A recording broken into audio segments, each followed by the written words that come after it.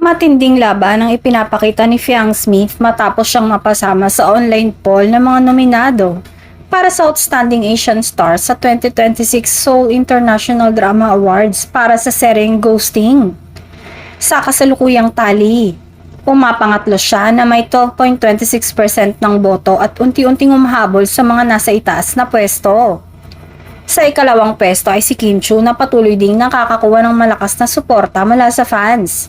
Habang nangunguna naman si Paula Avellino na humakot ng 51.38% ng total votes at tila nananatiling dominanteng kandidato sa naturang poll.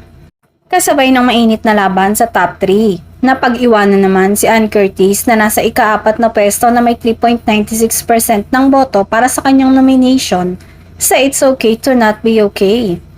Ang screen partner ni Fiang na si JM Ibarra na kasama rin sa Ghosting ay nasa ika-5 pwesto na may 1.76%, habang si Joshua Garcia na nominado sa Love is Never Gone at It's Okay to Not Be Okay ay nasa ika-8 pwesto na may 0.07%.